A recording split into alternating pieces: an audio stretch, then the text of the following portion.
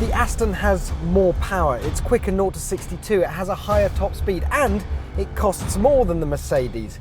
It should win this race, but I say that with an element of caution, because anytime you have 715 horsepower being sent just to the rear wheels, well, traction can be an issue.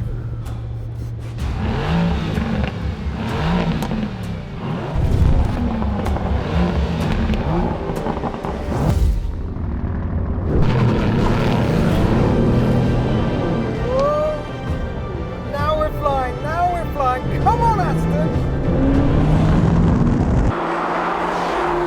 Use the extra power, reel him in, reel him in! Oh.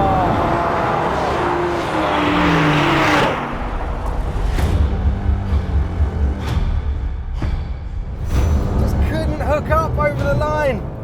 Oh, a couple of car lengths in it. You see, power isn't everything. Oh. Can we go again?